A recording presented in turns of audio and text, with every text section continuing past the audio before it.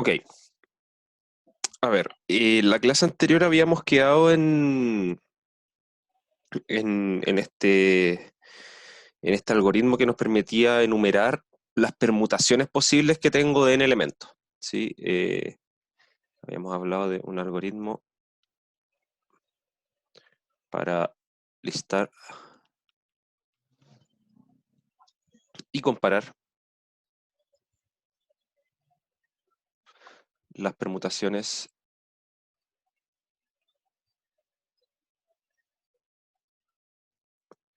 de los números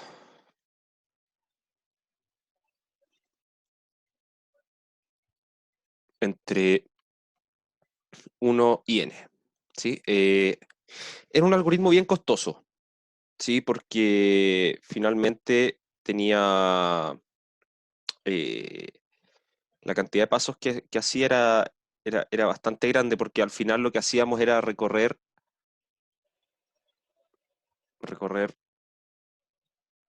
todo todo el conjunto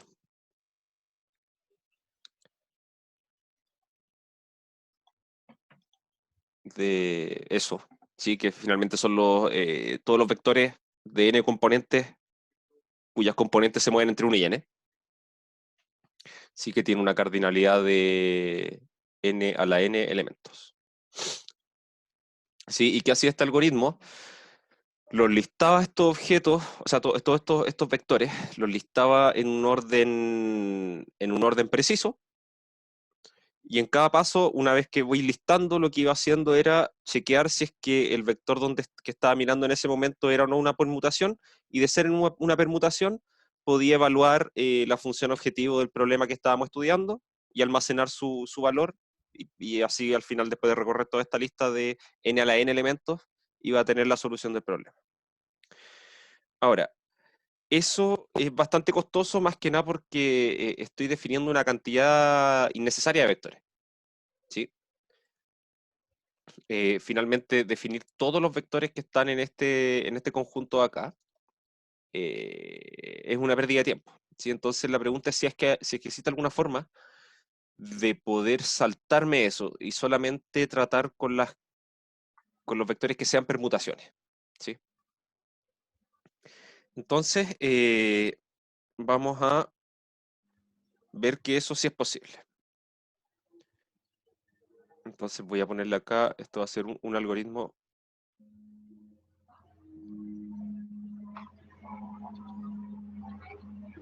menos costoso, ¿sí? Y ahí vamos a dar ya la definición eh, más precisa de lo que es el tiempo eh, el tiempo de ejecución de un algoritmo también, ¿sí? Después de ver este ejemplo. A ver, ¿esto cómo lo podríamos hacer? Vamos a trabajar en tres pasos.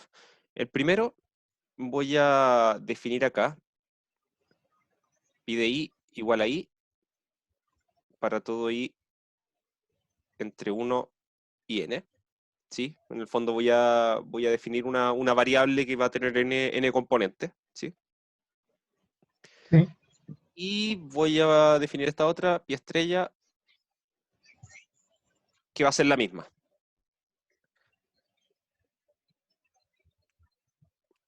¿Sí? Lo que voy a hacer acá finalmente es que esta de acá va a ir almacenando a medida que voy avanzando, va a ir almacenando la permutación que tiene el menor costo. ¿Sí? El menor, recordemos que esto era el problema de perforar estas tablas de circuito, ¿sí? Sí. Entonces, vamos a ir almacenando en cada momento aquella que minimice el costo que estamos buscando minimizar, ¿sí? Esa va a ser la primera etapa del algoritmo. La segunda, esa es simple, o sea, esa cuestión cualquier lenguaje de programación te permite hacerlo. Segundo, vamos a definir k igual al mínimo entre lo siguiente. Voy a tomar el conjunto que contiene el valor de la permutación en i. Perdón, ya acá vamos a fijar también i igual a 1. ¿Sí? Esa va a ser una variable, perdón, n menos 1. Va a ser una variable que vamos a ocupar en todo el desarrollo. ¿Sí? Va a ser una especie de índice que se va a ir moviendo a medida que voy avanzando en el algoritmo. Entonces voy a tomar ahora la permutación que estoy trabajando, que es la pi. Voy a mirar su componente que está en i y le voy a sumar 1. Y voy a tomar todos los números que estén desde ahí hasta n más 1. Y a ese conjunto de números le voy a quitar todos aquellos que estén entre pi de 1 y pi de i menos 1. Aquí después vamos a ir analizando qué es lo que va haciendo esto. Entonces voy a fijar ese valor de k. Y mi tercera etapa va a ser preguntarme por unas comparaciones. Entonces vamos a ver. Si es que k es menor o igual a n, ¿sí? Fíjate que en esencia el valor de k, por cómo está definido este conjunto, al menos puede tomar valores entre pi de i más 1 y n más 1. Y pi de i, que es un número que va a estar dentro de la permutación que estoy trabajando, y vamos a ver que a posteriori va a ser un número que va a poder estar entre 0 y n. ¿Sí? Entonces, este pi de i más 1, en el peor de los casos, vale 1 y va a llegar hasta n más 1. Entonces, para acá voy a tener todos esos valores posibles. Voy a poder estar moviendo k entre 1 y n más 1. ¿Sí? Entonces, voy a tener básicamente dos casos, si es que estoy menor o igual a n o si soy igual a n más 1. ¿Sí? Entonces, en el caso en que soy menor o igual que n, vamos a fijar, a ver, eh, asignar, bueno, vamos a ponerle así, asignar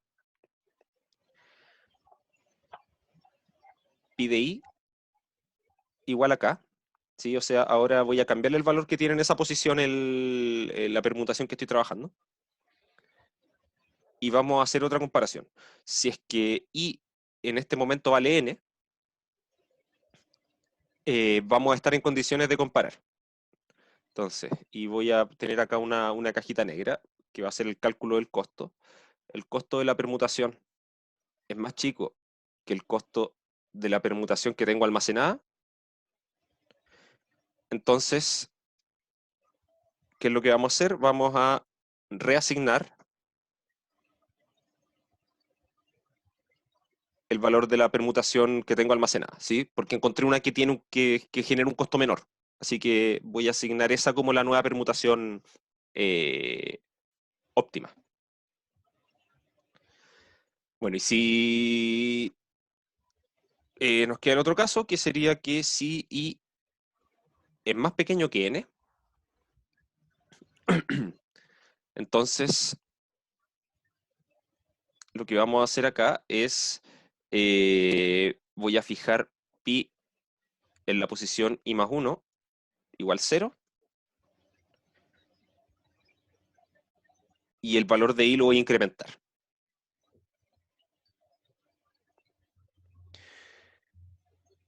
Bueno, ahí cubrí todos los casos posibles para i, ¿sí? Porque i, por cómo se va a ir moviendo esto, a lo más voy a ir sumando uno o restando uno en distintos casos, y siempre se va a mantener acotado entre los valores entre 1 y n, ¿sí? Así que no va a generar ningún problema. Eh, si k es igual a n más 1, que es el caso que nos faltaba para acá, o sea, ahora ya estoy en la otra parte, digamos, en el if que está afuera. Sí. Entonces lo que vamos a hacer acá, vamos a, vamos a decrecer el valor de i. ¿Sí? Eso, entonces, a eso iba acá, que al final, claro, voy a aumentarlo en algunos casos, que va a ser en un caso particular cuando estoy con k menor o igual a n, ¿sí? Y lo voy a hacer decrecer cuando estoy igual a n más 1, en k. Entonces siempre lo voy a estar peloteando de cierta forma. ¿Sí? Lo voy a hacer subir y bajar, y ahí vamos a ver el por qué. Y por último, perdón, si y esto ya después de todo esto, si i es mayor o igual a 1, ir a 2. ¿Sí?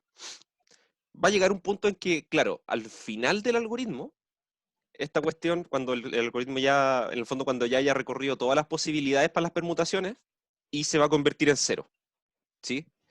Entonces acá le voy a agregar eso, si i igual a 0 que el otro caso, terminar. ¿Sí? Entonces aquí no voy a caer en un loop infinito porque voy a tener una condición de salida del algoritmo. A ver, ¿qué es lo que hace esto? Fíjate que en el primer paso lo primero que hago es definir la permutación que tiene los números del 1 al 6. ¿Sí? En el fondo tomar la permutación más básica, que es tener los números ordenados. ¿Sí? En el fondo no permutar, finalmente. Dejarlo en el mismo orden que estaban originalmente.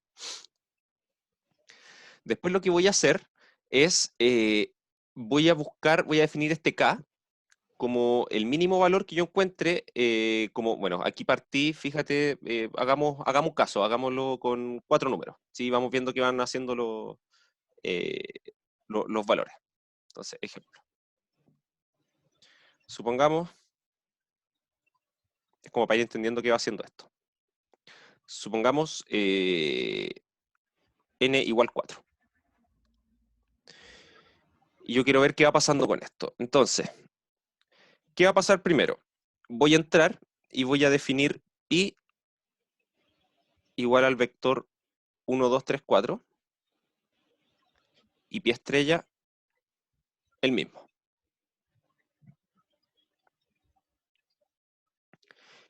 Y fijamos i igual a 3, ¿sí? n menos 1. ¿Ya? Entonces ese es el primer paso del algoritmo. Entonces entramos ahí. Después me voy a la segunda parte, que digo, bueno, voy a definir k igual al mínimo. ¿Y qué es lo que voy a hacer acá? Tengo que tomar los números que están entre pi de i. Bueno, i vale 3, así que estoy mirando la tercera posición de pi, entonces un número 3, más 1. Entonces voy a tomar los números que están entre 4 y n más 1.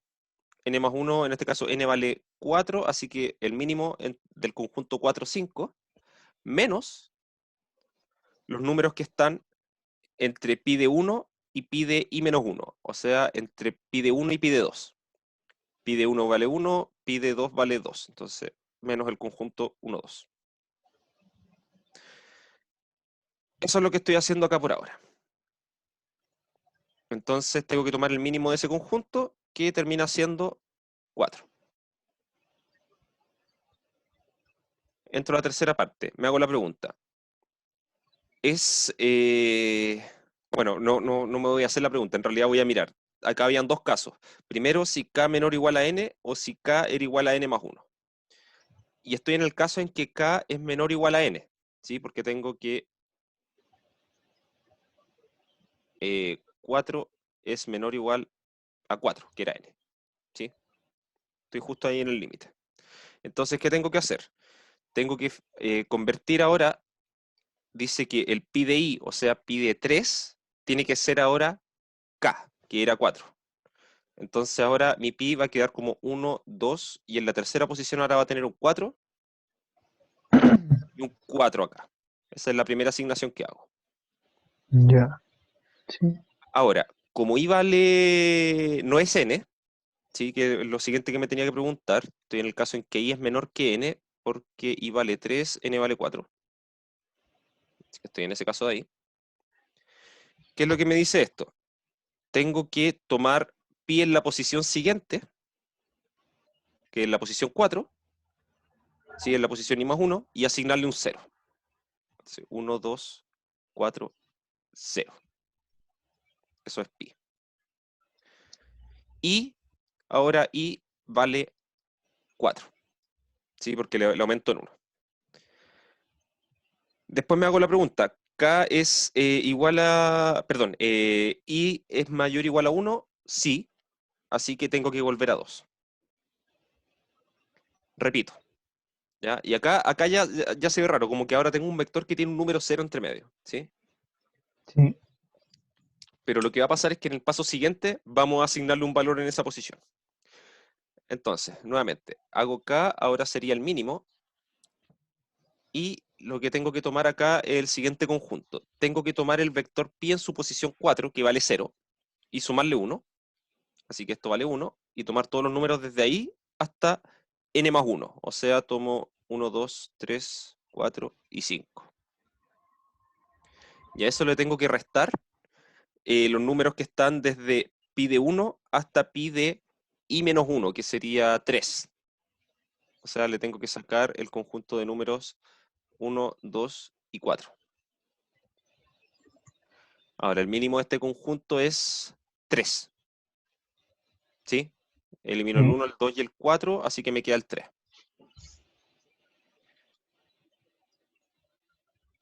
Y paso al paso 3 de nuevo. ¿Qué hago en el paso 3? Me pregunto, ¿es k menor o igual a n? Sí. Porque ahora k vale 3, n vale 4. Y lo que hago es ahora reemplazar el valor que está en la posición i, en la posición 4, reemplazarlo por el valor que saqué en el número k. Entonces, esto es, ahora nos va a quedar que pi va a ser igual a 1, 2, 4, y aquí que había un 0, ahora va a haber un 3.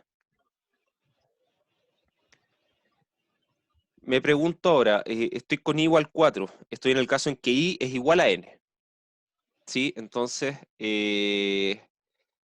aquí lo que tengo que hacer es, bueno, lo voy a anotar acá, i igual a n, estamos en el caso en que i vale 4, n vale 4.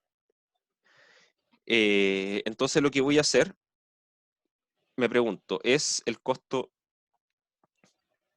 que esto todavía no está implementado, sino que aquí vamos a suponer que tengo un oráculo que me dice la respuesta? Y de ser así, reemplazo este pie estrella, pero eso lo vamos a ver un poquito más adelante cómo hacer esa comparación y en realidad cuánto va a costar esa comparación, cuánto va a costar computacionalmente hacerlo. Bueno, terminé esa parte y bueno, mi valor de K en estos momentos es 3, ¿sí? Que no es igual a n más 1, así que con i no tengo que hacer nada, si el i lo dejo tal cual. Sigue siendo mayor o igual a 1, me voy al paso 2 de nuevo. ¿Qué es lo que tengo que hacer ahora? Ahora tengo que tomar K igual al mínimo. Y fíjate que aquí ahora los valores el valor de i no cambió a antes, al que estaba antes, pero ahora cuando miro la posición i, ahora ya no tengo un 0, ahora tengo un 3. Sí. ¿Sí? Entonces ahora aquí voy a tener que tomar el mínimo entre 4 y 5, ¿sí? Porque tengo que tomar el valor que está en la posición, eh, sí, en la posición 4 y sumarle 1. Entonces entre 4 y 5. Y le tengo que restar todos los que están entre pi de 1 y pi de 3. Entonces, tengo que sacar el 1, el 2 y el 4. Ahora, ¿cuál es el mínimo de este conjunto? Vendría siendo 1, perdón, 5. K igual 5. Entonces, ¿qué voy a hacer acá? Voy a preguntarme, paso 3. ¿Es K menor o igual a N? No, de hecho estoy en el caso en que K es igual a N más 1. ¿Y qué me dice el algoritmo en este caso? Bueno, voy a Y anotar acá. bajar y Tengo que bajar I. Entonces, tengo que hacer I igual a 3. Y vuelvo al algoritmo. Vamos a ver rápido qué es lo que va a pasar. Ahora tengo igual 3. Tengo que mirar mi vector. Y lo que tengo que tomar, bueno, tengo el número 4 en la posición 3, así que tengo que tomar eso más 1 y avanzar hasta el 5. Así que va a ser solamente el 5. Y a ese conjunto le tengo que restar los números que están entre el 1 entre 1 y 4. Perdón, entre 1 y 2. ¿Sí? Entonces me quedo que el mínimo de ese conjunto es 5. Entonces lo que voy a hacer ahora es... espérate. vamos a terminar restándole otro uno ahí. Otro 1 ahí, claro. Y sí. Claro. se vuelve a restar 1, vuelvo al índice anterior y repito el proceso. Entonces ahora estoy con igual 2. Entonces tomo la segunda posición, que es un 2, le sumo 1, tengo un 3. Entonces tengo los números 3, 4 y 5, ¿sí? Sí, Y le tengo que restar, a ese conjunto le tengo que restar solo el el 1, 1. Sí, ¿sí? Entonces el mínimo que nos queda ahí va a ser el 3. Entonces en este caso K vale 3. Y en ese caso, ¿qué es lo que voy a hacer? Voy a mirar el vector, voy a reemplazar la posición, ¿en cuánto iba el i? En 2, ¿o no? y 2. Sí, Sí, 2. Entonces voy a tomar la posición 2, la voy a reemplazar por el número k, que era un 3, ¿sí? Entonces nos va a quedar una cuestión así, 1, 3, 4, 3, por ahora. Y después lo que voy a hacer es a la posición siguiente, cambiarla por un 0. Me va a quedar 1, 3, 0, 3. ¿Sí? Voy a seguir avanzando y aquí, ¿qué es lo que va a pasar? Finalmente después voy a terminar concluyendo que acá voy a mover esto. Ahora esto va a ser un 4, esto va a ser un 2 y esto va a ser un 3. ¿Sí? Eso es lo que va a ir haciendo esta cuestión. ¿Sí? ya. En el fondo recorrí todos esos pasos, que fueron muchos pasos, para primero mover el 4 de la cuarta posición a la tercera, que en el fondo fue intercambiar esos dos valores, y Sí, después hacer un lote más de pasos para intercambiar el 4 y el 2. sí. Después voy a hacer un lote más de pasos para intercambiar el 4 y el 1. ¿Sí? Y eventualmente ya no lo voy a poder mover más. Entonces, ¿qué voy a hacer? Voy a empezar a... eh, perdón, antes de mover perdón, el 4 al 1, lo que voy a hacer es intercambiar este 3 con este 2 y armarme el vector 1, 4, 3, 2. ¿Sí? Y después de eso, voy a mover el 4 acá. Y después voy a empezar a mover acá, debería mover el 2 con el 3, después el, el 2 con el 1, y finalmente después voy a llegar al 4, 2, 3, 1, y después voy a llegar al 4, 3, 2, 1, y así. Voy a empezar a recorrer todas esas posibilidades. Cuando agote todas esas posibilidades, voy a haber tenido todas las permutaciones posibles. Sí, de hecho esta va a ser la última que vamos a encontrar. ¿Sí? Fíjate que creo que ahí listé todas las posibilidades, porque esta Sí, cuestión era un 4 factorial, las posibilidades que tengo en total. Pero fue de una forma bien específica, ¿sí? Fui haciendo las permutaciones con un cierto cuidado. ¿Sí? Si te fijáis, por ejemplo, cuando me arrepentí y dije, no, antes de mover este 4 a la primera posición, acá, lo que voy a hacer es permutar el 3 con el 2. claro. ¿Sí? Bueno, eso tiene un nombre, ¿sí? Y es lo que hace este algoritmo. Pues eso es lo que va haciendo con los dígitos del el 1 y el K. El 1, o sea, perdón, el I y el K. Sobre todo el I. Por eso el I va avanzando y retrocediendo, ¿sí? Y el K me va ayudando a preguntarme cuál es el número que me está faltando poner, ¿sí? Ya, sí, Entonces, ese es de cierta forma una variable auxiliar que va almacenando el número que borré, sí, y el I va determinando en qué posición lo tengo que poner en el siguiente paso. ¿Y por qué de una forma tan compleja? Es porque a esto se le llama lo voy a poner como definición, que lo vamos a llamar el orden lexicográfico.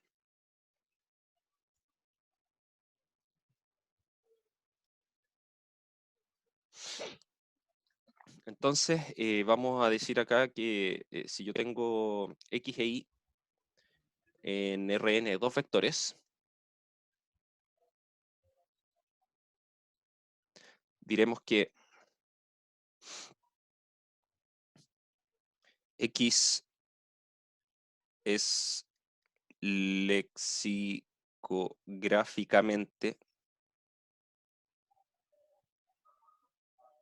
lexicográficamente más pequeño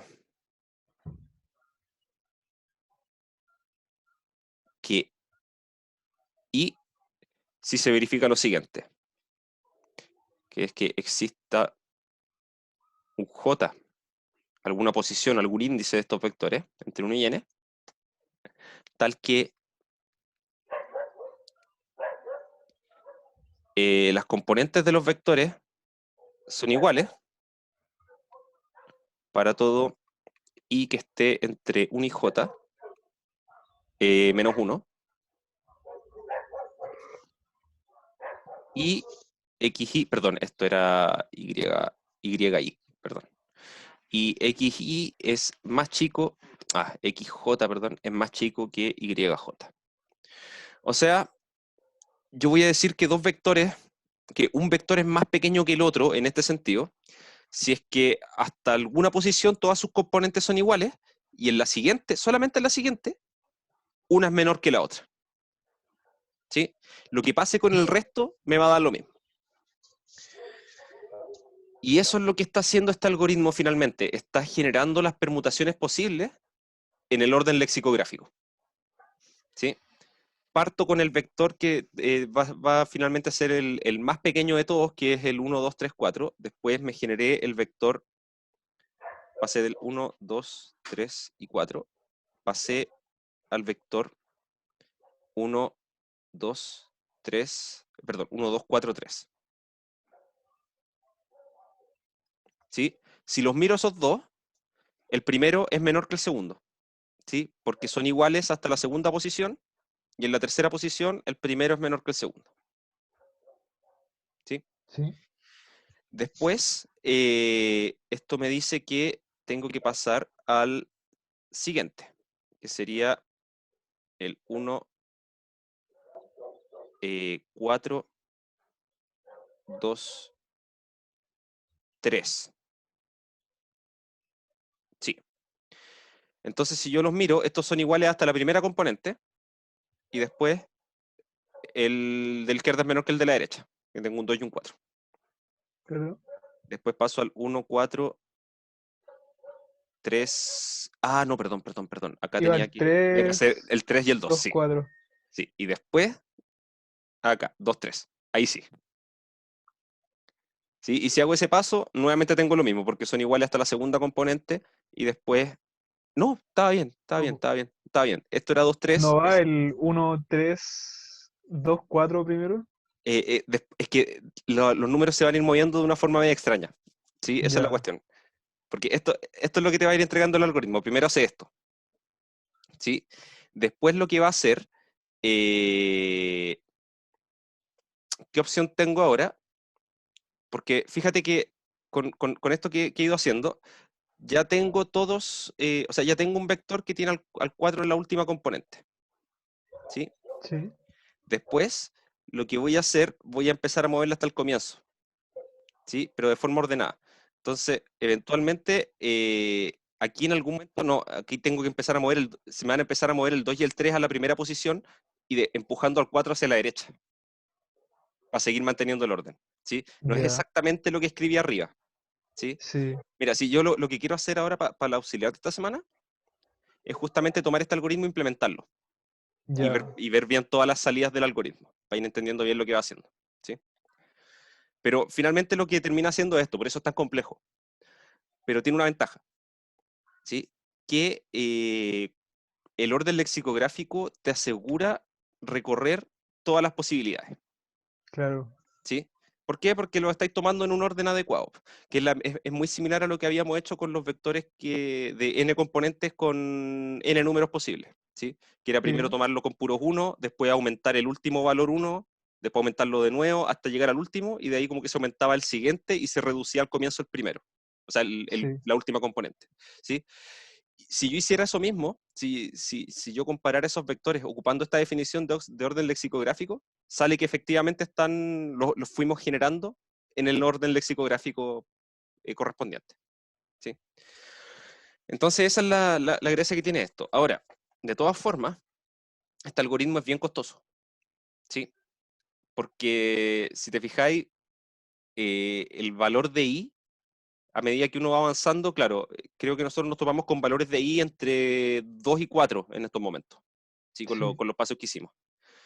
Y en realidad lo que va pasando es eso, como que va aumentando, llega hasta 4, después empieza a decrecer, en el intertanto empieza a subir un poco de nuevo, después sigue decreciendo, eventualmente va a llegar hasta 1, después va a empezar a subir, bajar de nuevo, volver a subir, ¿sí? Y esas subidas y bajadas que tiene es básicamente por cómo se va moviendo el índice acá hasta qué punto los vectores son iguales. ¿Sí? Son iguales acá, después eventualmente van a ser iguales hasta un poco más hacia la derecha y así. Claro, ¿Sí? sí. Entonces eso es lo que va tratando ese índice y por eso va subiendo y bajando. ¿Sí? En el fondo hace la función del J en la definición del orden lexicográfico. Claro. Eh, ahora, en la clase auxiliar del jueves lo que pretendo hacer es justamente eso, implementar este algoritmo e ir viendo las salidas que va teniendo. ¿Sí? Y me gustaría también sería interesante, si es que alcanzo a tenerlo, medir los tiempos de ejecución en segundos, así ver cuánto se demora en segundos en procesarse dependiendo del valor de la cantidad de números que queramos ordenar. ¿Sí? Claro. Ahora, eh, a grandes rasgos, uno podría contar más o menos cuántos pasos se van realizando acá. ¿Sí? Por ejemplo, si yo miro este algoritmo acá, ¿qué es lo que voy haciendo? Mi primer paso es contar, o sea, perdón, es asignar. ¿Sí? Voy a crear un vector que tiene los números del 1 al 6 y otro vector más que tiene los números del 1 al 6. ¿Sí? Y Sí. finalmente asignarle un valor a un número i, que va a estar fijo en ese momento. Lo vamos a fijar como n-1. Computacionalmente, eh, todas las operaciones básicas, ya sea de comparación, sumas, restas, multiplicaciones, divisiones, asignaciones de números, eh, comparaciones en el sentido también de decir un if, cosas o pasos como este de acá, que tiene este paso de volver a la parte 2 del algoritmo. Todos esos pasos vamos a considerarlos de costo 1, ¿sí? Sí. Van a ser cosas que se van a demorar, es un paso de ejecución solamente, ¿sí? Entonces, si yo miro el paso 1 del algoritmo, la primera etapa del algoritmo, lo que hago es, bueno, tengo n números y creo un vector de largo n. Entonces, eso me va a tomar n operaciones, ¿sí? Va a ser n asignaciones distintas. Para el otro, que me va a almacenar la solución que voy a obtener al final, son n asignaciones más. Y por último, tengo una asignación extra acá, que es poner este valor i igual a n-1. Entonces, lo que tengo es lo siguiente. Analizando el algoritmo,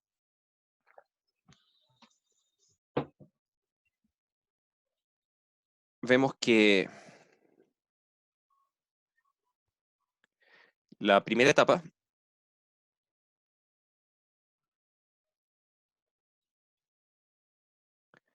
realiza perdón, 2n más 1, 2n más 1 operaciones básicas, que esas son las que nos van a interesar.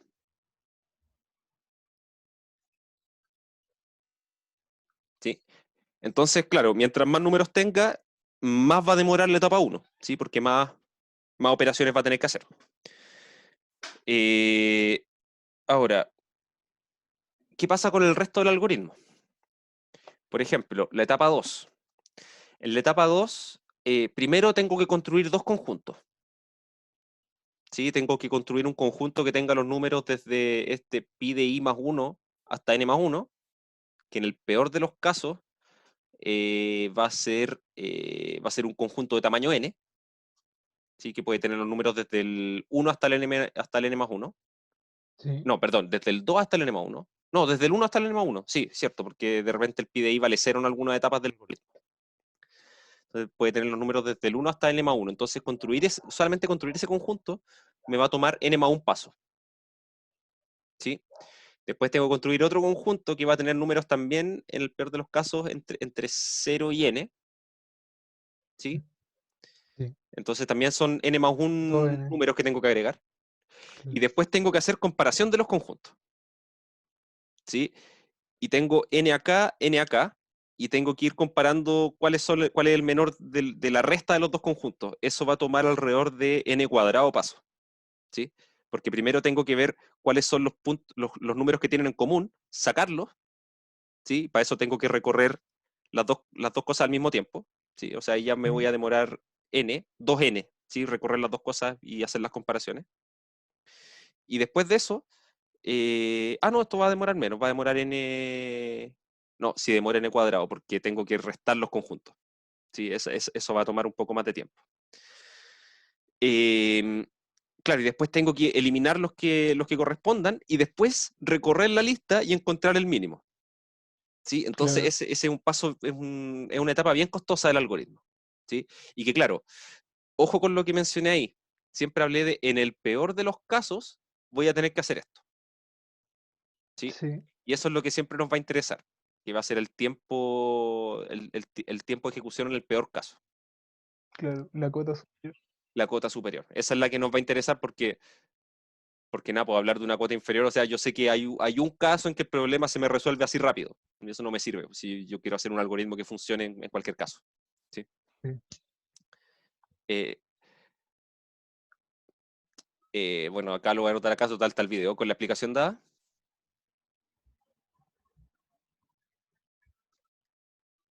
sobre la construcción de los conjuntos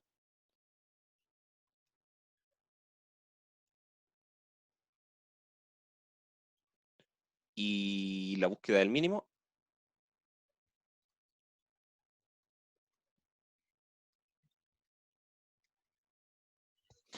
La etapa 2 puede tomar alrededor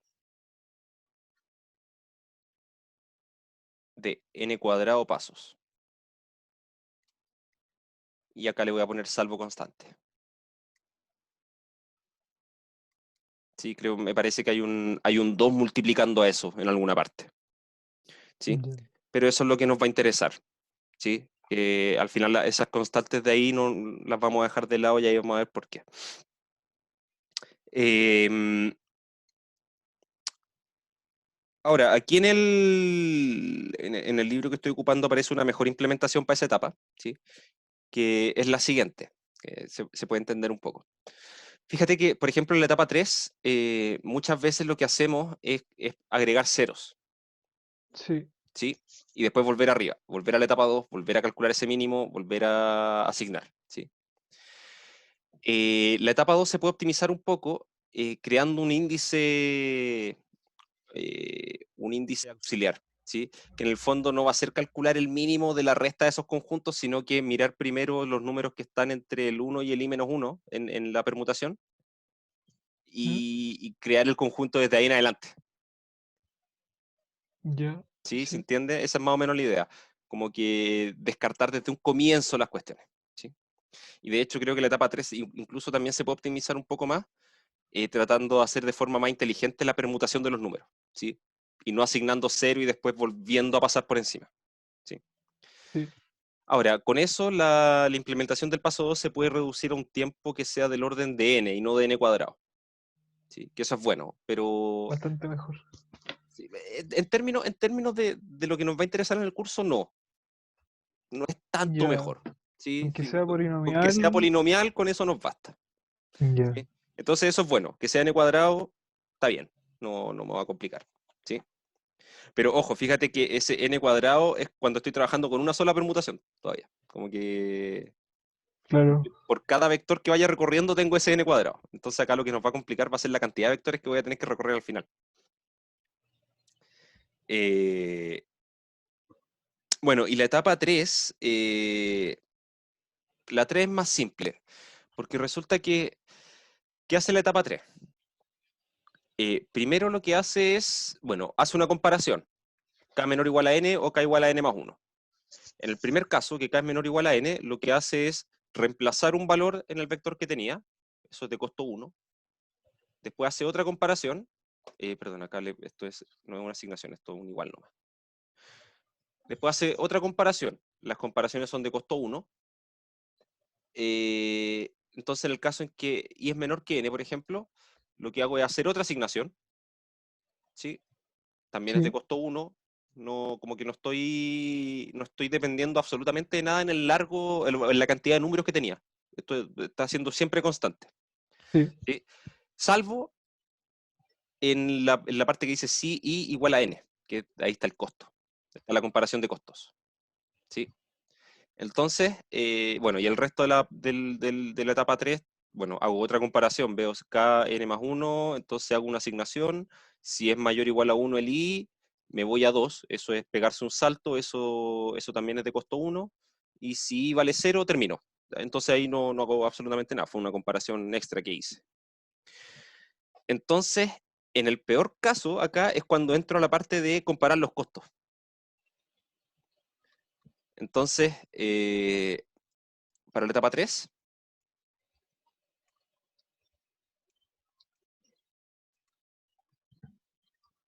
el costo, el tiempo, no, las operaciones son constantes,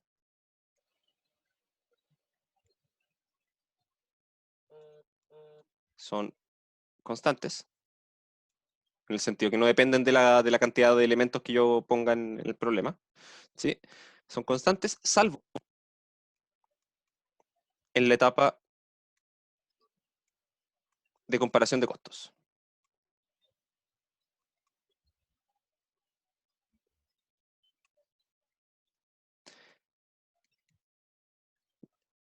Luego, la etapa 3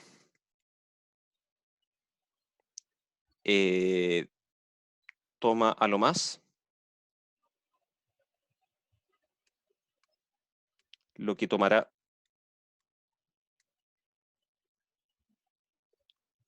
dicha comparación. ¿Sí? Y que lo voy a anotar acá. Esto va a demorar. em, eh, a ver, ¿qué es lo que tengo que hacer? Tengo que comparar los costos. Entonces tengo que calcular los costos de las dos. ¿Cómo calculo el costo de una? Lo que íbamos a hacer era trabajar con esta distancia, la distancia infinito.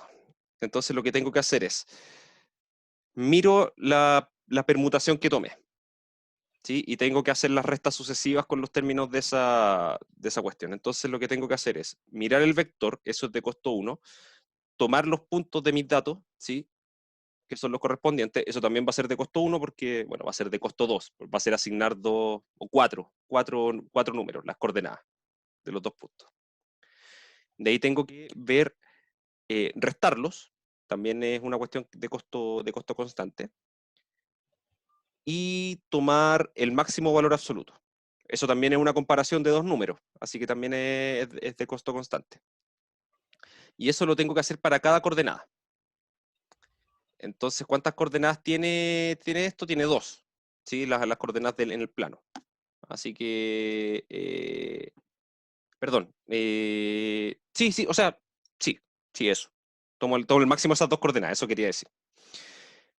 Ahora, ¿cuántas de estas distancias voy a tener que medir? Voy a tener que medir n-1 distancias, ¿sí? Porque como tengo n puntos, van a ser n-1 distancias que voy a tener que medir. Así que todo sí. este costo constante lo voy a multiplicar por n-1. Y eso después lo tengo que sumar. Y son, si tengo n-1 cosas, voy a hacer n-2 sumas, ¿sí? Pero resulta que con las operaciones básicas esta cuestión se porta bien, ¿sí? Porque resulta que eh,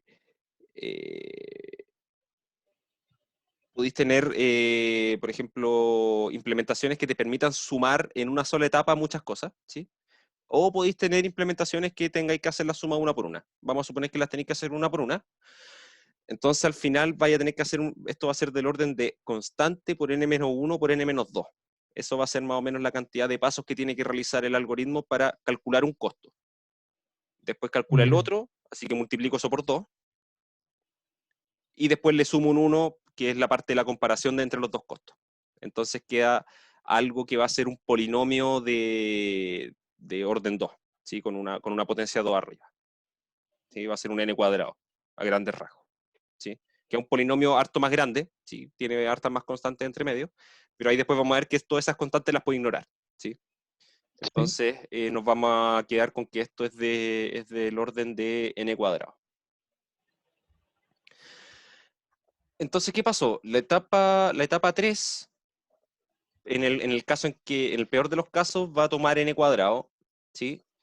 La etapa 2 también va a tomar alrededor de n cuadrado, y la etapa 1 va a tomar alrededor del orden de n, ¿sí? Es 2n más 1, pero eso lo voy a decir, va a ser del orden de n, ¿sí? Me olvido todas las constantes.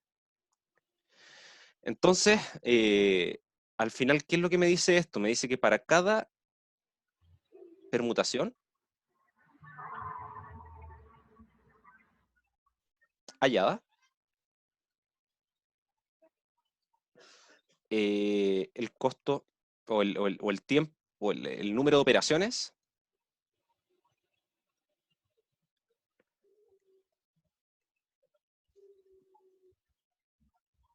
será del orden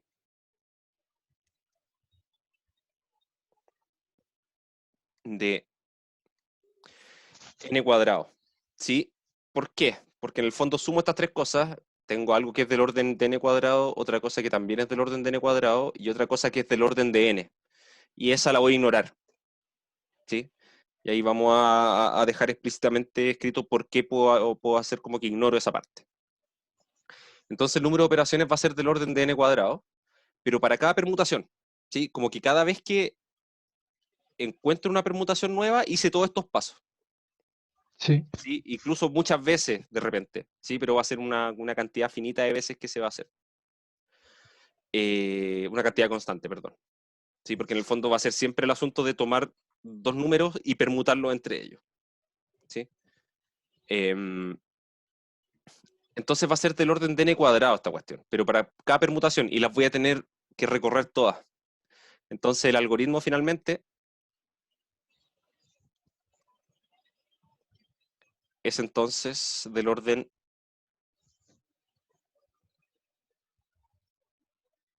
de n cuadrado por n factorial. ¿Sí? Porque tengo que pasar por todas las permutaciones posibles. ¿Sí? Ahora, si bien esto es lento todavía, ¿sí? Ese n factorial ya con n igual 20, esta cuestión da un número ridículo, ¿sí? Eh, es bastante mejor que lo que teníamos antes, que era un n cuadrado por n a la n, ¿sí? bastante Eso mejor. es bastante mejor, ¿sí? Pero de todas formas es una cuestión que en la práctica no sirve, ¿sí? Sí, Ahora, resulta que, claro, no se sabe si este problema tiene o no un algoritmo eficiente. ¿Eficiente en qué sentido? Eficiente en que el orden de esto, de este resultado final, sea un polinomio, ¿sí? Ahora, vamos a dar un par de definiciones para poder apretar un poquito más esta notación y no estar hablando del orden de esto y decir, bueno, ignoro las constantes porque se me ocurre, ¿ya? No va a ser tan así, sino que es por la siguiente definición. Definición. Entonces, sean f y g dos funciones que van a ir desde los naturales a valores reales positivos. Eh, Perdón, me quedé pegado. Ah, sí, f y g, que me ha llegado un mensaje abajo. Eh, f y g naturales, f y g funciones que van desde los naturales a los reales, funciones. Entonces diremos que la función f es O de g si existen constantes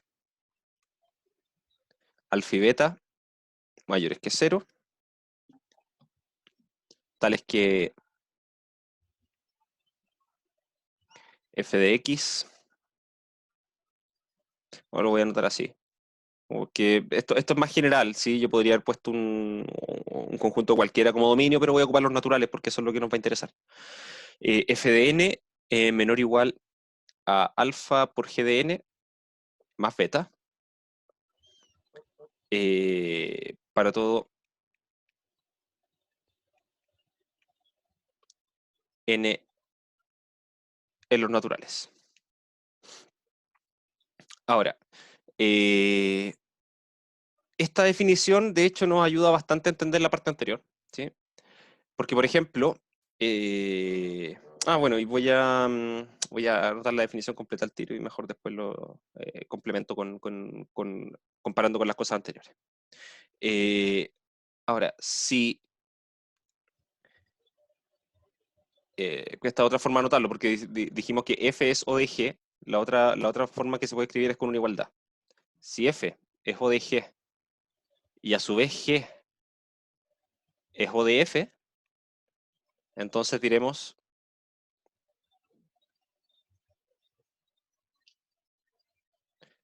que f es teta de G. ¿Sí? Y bueno, esta es simétrica, también se va a tener lo mismo.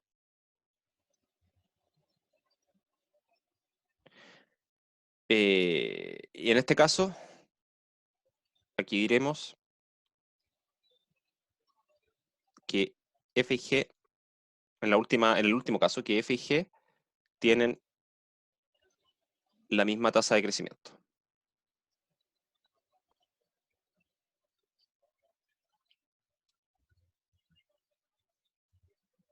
¿Ya? Y bueno, esa última definición es más o menos directa, ¿sí? Porque resulta que el crecimiento, ¿qué es lo que estoy diciendo acá? Finalmente estoy diciendo, por una parte, que el crecimiento de f está acotado por el crecimiento de g, ¿sí? Porque voy a tener esa desigualdad. Y por otra parte, después voy a tener que el crecimiento de g está acotado por el crecimiento de f. Sí, Entonces, claro, como que finalmente voy a tener mi función f al medio y voy a tener que g me la acota por la derecha y por la izquierda, y viceversa. Entonces, es lógico que en ese caso lo que pasa es que tienen la misma tasa de crecimiento, ¿sí? No se pueden ir arrancando una no puede explotar sin que la otra explote. Entonces, eso es lo que va pasando acá. Ahora, por ejemplo, antes cuando dije que, por ejemplo, que la tasa, perdón, el tiempo de ejecución de la primera parte la podía ignorar, ¿sí? Que era un tiempo lineal, era un 2n+1. Lo primero que hice fue eliminarle el 1 que estaba sumando y el 2 que estaba multiplicando, ¿sí? Y eso lo hice por esto de acá, porque en el fondo estoy diciendo que la función 2n+1 es O de n. sí, Entonces voy a anotarlo acá en lo anterior.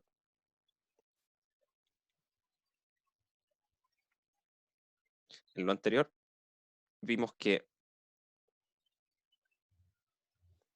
f de n dada por 2n+1 es O de n. ¿Sí? Y eso es lo que nos va a importar, ¿sí? La potencia que está acá adentro. Tengo un n elevado a 1, así que algo lineal, ¿sí? En algún momento mencioné que que la cosa podría ser una constante por n cuadrado. Lo mencioné en un momento. Esto va a ser O de n cuadrado, ¿sí? Pero sí. además, voy a ir más allá. Si tengo f igual a 2n+1, también es O de n cuadrado,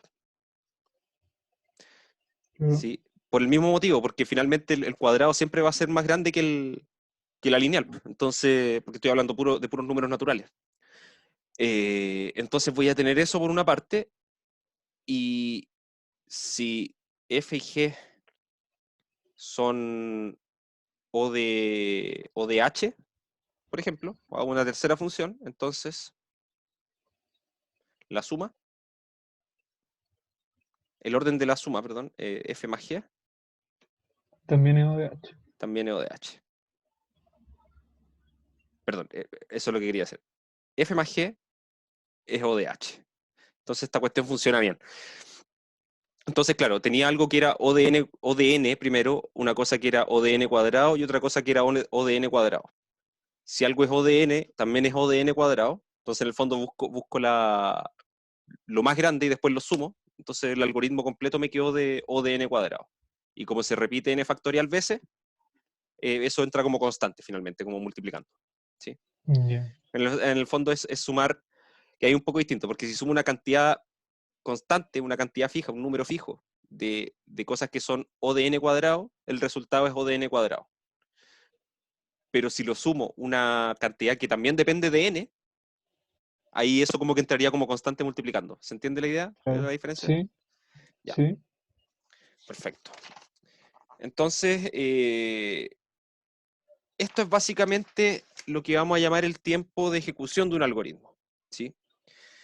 Lo, lo vamos a estudiar más en detalle en la clase auxiliar, yo creo también, y en la próxima cátedra. Eh, pero claro, finalmente lo que yo puedo hacer es, eh, uno hace un supuesto bien simple, que es que en realidad cuando yo tomo un computador, tomo una CPU, esa CPU realiza operaciones elementales en un tiempo dado, ¿sí? Puede resolver lo que sean operaciones aritméticas y de comparación, las resuelve en un tiempo fijo. Entonces después yo me pregunto, bueno, y si yo quiero determinar cuánto tiempo se va a demorar un cierto algoritmo, si es que yo conociera esa información, bueno, va a depender de varias cosas. Va a depender de, bueno, en este caso este problema dependía, por ejemplo, de la cantidad de puntos que yo tenía en el plano, ¿sí? Sí. Ahora, esos puntos están determinados cada uno por dos coordenadas. Ya, ok. Entonces, en realidad, si tengo n puntos, tengo dos n datos de información. ¿Cómo se los voy a entregar al computador? Bueno, yo podría pasar cada uno de esos números a números binarios. Ok. Esa descripción en números binarios va a tener un largo dado, ¿sí? Y que puede tener marcadores entre medio, por ejemplo, no sé, pues, que cada vez que no sé, porque está leyendo esta cuestión en binario y cada vez que se encuentre con un patrón de, no sé, 001100, por ejemplo, que eso sea un marcador especial indicando que ahí terminó un número y empieza el siguiente, ¿sí? Como que uno con el código binario puede hacer ese tipo de cosas. Y ok, va a quedar una cadena muy larga de ceros y unos que va a estar codificando la información original. Entonces, eh, uno cuando trabaja con algoritmos, uno puede pensar en el tamaño del input, el tamaño de la entrada, como eso, ¿sí? Como el tamaño que va a tener esta cosa codificada en binario. Cuando son números es relativamente fácil porque se puede calcular con un logaritmo cuántos dígitos va a tener la expansión binaria de un número, ¿sí? Ahora, en términos simples, lo otro que podemos hacer es simplemente contar cuántas cosas voy a poner como input y asumir que el computador las va a tratar a todas igual, ¿sí? Como lo hicimos en este caso, ¿sí? Voy a n puntos en el plano, ¿sí? Y no me voy a preocupar por cómo el computador va a tratar esos números, ¿sí? Entonces, en un caso, vamos a decir que, eh, perdón, van a ser dos conceptos un poco distintos. Va a ser que vamos a hablar de un tiempo de ejecución y un tiempo de ejecución fuerte, ¿sí? Que va a tener que ver con qué tan ajustados están los datos a lo que necesita un computador, ¿sí? Ya. Entonces, vamos a dar la última definición y con esto vamos a cerrar ahora. Eh, entonces, sea A un algoritmo.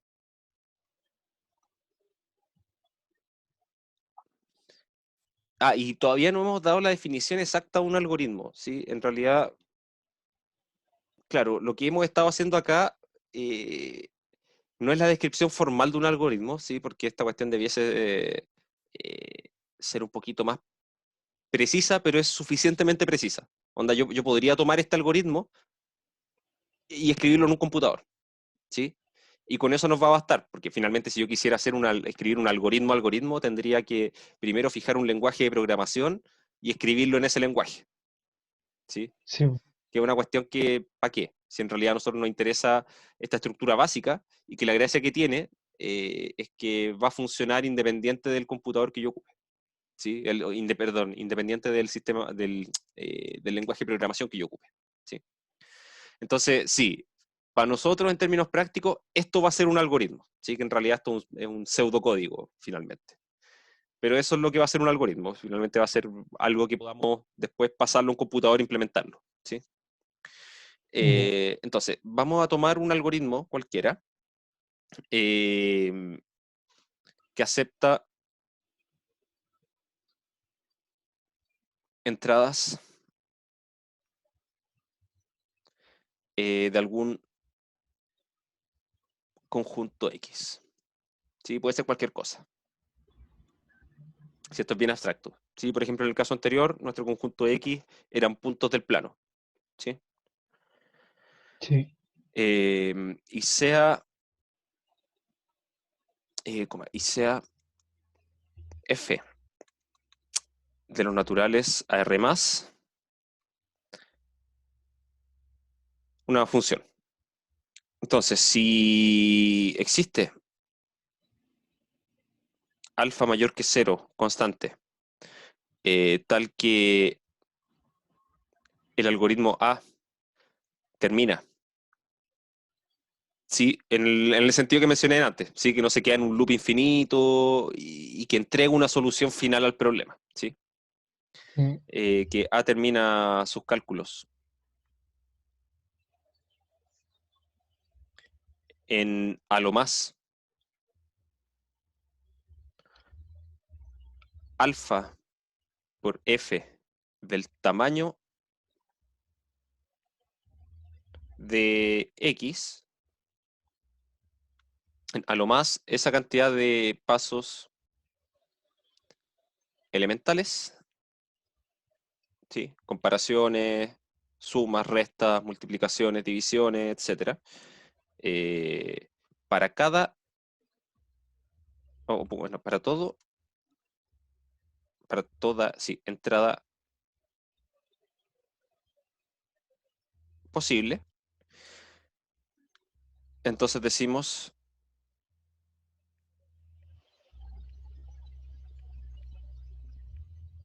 que que A corre en tiempo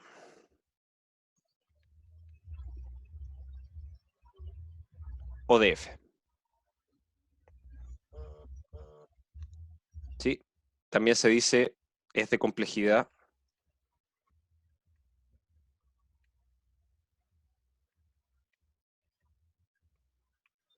de tiempo ODF, ¿sí? Y acá hay una pequeña distinción que se dice complejidad de tiempo, porque hay otro tipo de complejidad, que es la complejidad de espacio, ¿sí? Que a grandes rasgos es saber cuánta RAM te va a ocupar un algoritmo al estarse ejecutando en un computador, ¿sí? Ya. Entonces, nosotros nos vamos a enfocar en la complejidad de tiempo. Vamos a suponer que no tenemos limitaciones de espacio, sino que solamente nos interesa minimizar el tiempo en que se ejecuta un algoritmo, ¿sí? No sé si lo alcancemos a estudiar en el curso, creo que de hecho ahora que pienso en el programa, creo que ni siquiera está dentro del programa del curso, así que lo vamos a dejar completamente de lado, yo creo. Pero también se puede estudiar un algoritmo en función de su complejidad de espacio, ¿sí?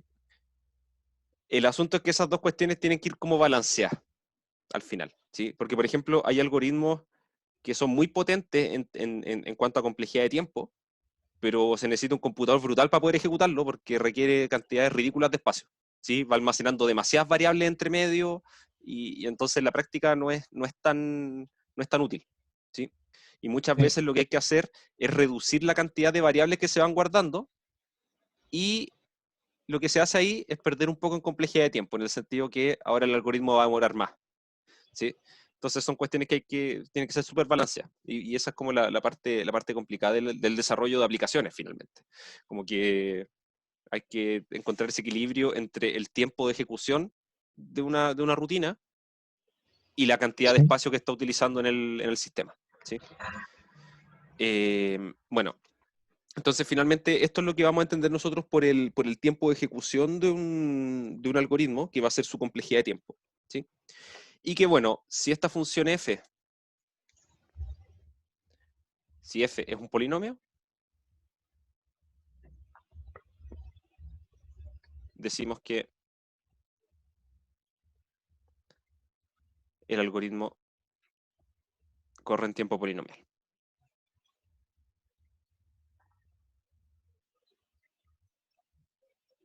Y esos son los algoritmos que nos van a interesar, ¿sí? puede ser finalmente un polinomio de grado 100, pero va a ser un polinomio, ¿sí? Obviamente, si es que fuese un polinomio de grado 100, no va a ser muy práctico, no va a ser muy rápido el algoritmo, pero va a ser más rápido que una exponencial, por ejemplo, ¿sí? Que un algoritmo que corra en tiempo exponencial. Eh, pero esa es más o menos la idea de por qué nos interesan los tiempos polinomiales. Yo creo que igual no, ni siquiera voy a hacerlo, sino que necesito que vayan a la página 7 del libro que les subí. Ya, Ahí ahí están aparece los tiempos. sí, ahí aparece una tabla con distintos tamaños de input, ¿sí? Con n variando entre 10 y 10 a la 12, y distintas funciones f que dan tiempos de ejecución, ¿sí? Entonces, mira, por ejemplo, ahí se ve que cuando n vale 30 ya, un algoritmo que avance en tiempo factorial, ya con n igual 30 ya se demora 8 por 10 a la 15 años, Sí. suponiendo que cada operación toma 10 a la menos 9 segundos. Entonces, es completamente poco práctico. O sea, ya con un input de tamaño 20 ya son 76 años de ejecución. Pero, por ejemplo, no sé, pues si miro, por ejemplo, el 100n cuadrado, que igual ya es un polinomio con un cuadrado arriba, eh, 10n cuadrado, y estamos hablando acá, a ver, con el n factorial teníamos 8 por 10 a la 15. Para llegar a esa cantidad ni siquiera está en la tabla. Sí, Sí. a lo más que llegamos es 3 por 10 a la 8. Y eso es cuando ya el input tiene 12 ceros ya. O sea, claro, para llegar a esas cantidades ya es ridículo, pero por ejemplo, no sé, po, con día a las 7, un input de tamaño día a las 7 ya son 12 días de ejecución. Eso es factible. Sí, o sea, un problema que sea de ese tamaño, un problema que tenga 10 a la 7 variables que le estáis metiendo al algoritmo. Sí, o sea, le estáis metiendo, son 10 millones de variables le estáis entregando. Que se demore 12 días es una cuestión completamente Aceptable. esperable. Sí, es completamente esperable. Sí. Yo conozco amigos de distintas carreras que han tenido que desarrollar cuestiones con algoritmos para sus tesis y todo, que tuvieron que programar distintas cosas y que dejaban el computador funcionando toda la noche. Onda, dejaban la cuestión, echaban a correr el algoritmo, se iban a acostar, y muchas veces al otro día se despertaban en la mañana y todavía Y seguía estaba andando. funcionando. Entonces, pasa. Si de repente hay problemas que son complejos y funcionan así. Eh, y acá sale algo que todavía no había mencionado. Mira, por ejemplo, en la primera columna habla de un tiempo que es 100n por log de n. ¿Sí? Claro, es el Eso, mejor caso. eso es como lo mejor que podría encontrar. Onda, muchas veces pasa que hay algoritmos que corren en tiempo lineal, y llega alguien y encuentra uno mejor que corre en tiempo logarítmico. Eso es como ya lo mejor que podía encontrar. ¿Sí? Sí. O de repente pasar de uno que sea de orden n cuadrado y pasar a uno que sea n por log n. ¿Sí? O sea, como que uno de los n ya lo redujiste un poco. Y claro, se puede ver que es bastante mejor, salvo en los... eh, no, no, siempre, perdón. Siempre es bastante más rápido. Mira, incluso, por ejemplo, con un input de tamaño 10 a la 6, el que es Dos 100n segundos, log de n se demora 2 segundos, y el que es 10n cuadrado se demora 3 horas. O claro. sea, es bastante la diferencia. ¿Sí? Entonces, en eso va sobre todo este asunto de tratar de optimizar lo mejor posible los algoritmos, o al menos saber en qué tiempo, en qué tasa de crecimiento está funcionando el algoritmo, como para saber, por ejemplo, si es que, no sé, pues, si es que me armé un algoritmo que es de algo como n cubo. Bueno, yo ahí ya sé más o menos que quizá no es tan buena idea ponerle 1 millón de variables como entrada, porque se va a demorar bastante. Pero si logro Sí. mejorar ese algoritmo a algo que sea n cuadrado por log de n, ya quizá sí, sea más factible poder hacerlo. ¿Sí? Entonces, eso es como la parte, ese es como el foco del curso finalmente, como entender cómo funcionan los tiempos de ejecución, y de cierta forma ver algunas técnicas con las cuales se podría mejorar. ¿Sí? Finalmente, después todo esto, hay algoritmos que están hechos en todas partes, pero cuando uno necesita hacer uno, es bueno de repente mirar algoritmos conocidos y decir, ah, ya, pero acá, ya, esta idea me parece buena porque la puedo adaptar para poder hacer algo acá. ¿Sí? Bueno, vamos a dejarlo hasta acá por hoy día. No me pasé de largo, no me di cuenta que no hice ninguna pausa entre medio. Hablé demasiado. Ya. Entonces, bueno, voy a publicar este documento, lo voy a subir a YouCampus y el video durante la tarde lo subo a YouTube, ahí para que le avise a tu compañero también que va a estar toda la información ahí. ¿Ya? Ya. Ok. Nos estamos comunicando entonces el jueves. ¿Ya? Pues tenemos. Sí. Ya, ahí estamos hablando. Chao, Chao, profe. chao.